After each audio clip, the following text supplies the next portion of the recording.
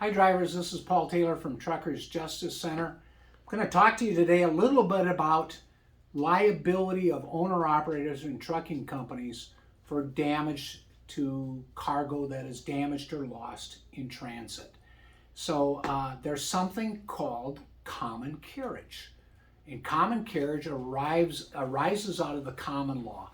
Common law is judicially developed law over time to address those situations not specifically addressed by statute, such as slander and libel.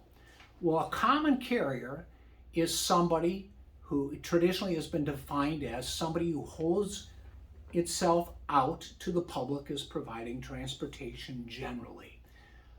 Delta Airlines is a common carrier. Greyhound is a common carrier. J.B. Hunt in most cases, or Martin or Heartland or some of the other big name carriers are common carriers. In some situations they can be contract carriers.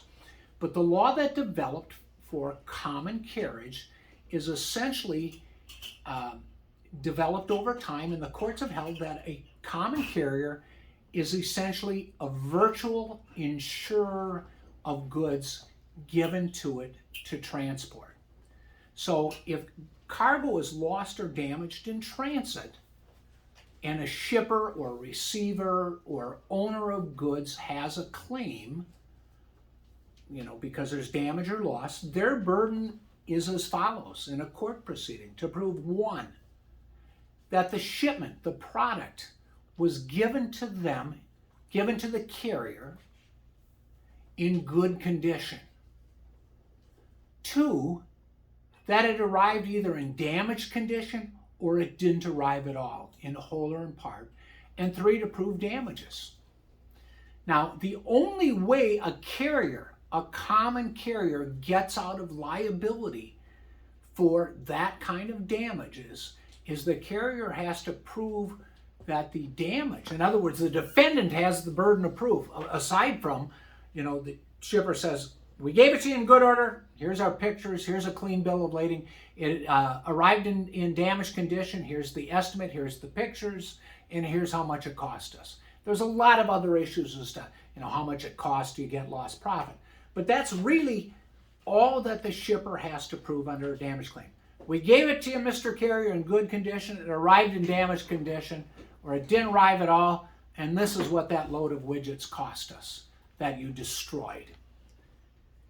The way the shipper, and only way the shipper gets out of that claim when it's common carriage, is to prove that one of the following things caused the damage and the carrier itself is free from negligence. So to get off the hook, the common carrier would have to prove A, that the damage was caused by an act of God, a hurricane, a tornado, the heavens opening up and Christ returning causing it, okay? I'm not making a mockery of it, but I'm trying to show the level of the act of God exception. So the carrier would have to show, to get off the hook, either that it was an act of God, an act of the public enemy, like a war, an act of the shipper, or an inherent vice. An inherent vice is something that says this is of such a product, nobody can, it's inherently going to be damaged no matter what a receiver or what a carrier does. So an act of the shipper could be misloading. But when I said the carrier's defenses are an act of God, an inherent vice in the product, an act of the enemy or an public enemy, or an act of the shipper, not only does the carrier, to get off the hook from a loss or damage claim, a common carrier, they have to prove their own freedom from negligence.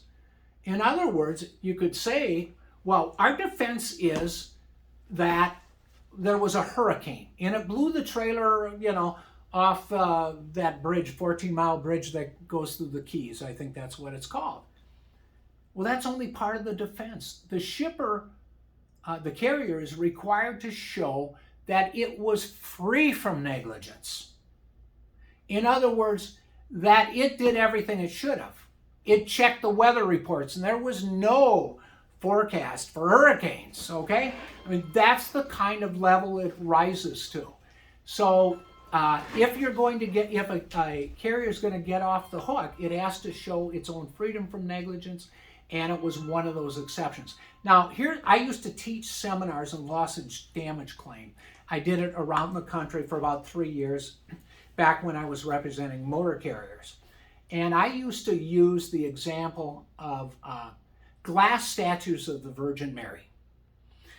Carrier backs into the dock door and looks at these glass statues of the Virgin Mary being shipped from the statue factory to churches throughout the United States, and they're packed in thin paper grocery sacks sitting on pallets. And the driver says to the shipper, "I think that is not good packaging and those could be damaged." And the shipper says, "Don't worry about it. We ship these glass statues of the Virgin Mary throughout the country. We've been doing it for years, and it's never been a problem." No, the carrier is not off the hook if those glass statues of the Virgin Mary are damaged. In fact, he's on the hook because the carrier, the courts have determined the carrier is in the best position to determine how goods should be handled and packaged. I know that's bad news to you, but that carrier in that case would have a very difficult time proving its own freedom from negligence. Most of the battles over freight damage claims fought by common carriers is not over liability, it's over damages. So the carrier, remember, the common carrier is a virtual insurer of the goods. That was developed under the common law. There's something called the Carmack Amendment, which now that the distinction between common carriers and contract carriers has become blurred, the Carmack Amendment makes that same liability scheme applicable to contract carriers. So shipper's burden on a damage or loss claim, delivery in good order, arrival in bad order or missing goods, not non-delivery, damages. Carrier gets off the hook if they prove the damage is caused by an act of God, act of the public enemy, an inherent vice, or an act of the shipper, and the carrier shows its own freedom from negligence. Otherwise, you carriers, you 1-2 truck operators who are watching this video, it's probably not Western Express or Swift who's watching this video. Small carriers, beware. There are ways to limit your liability through agreements as to what's called release value, but that's a subject for another day.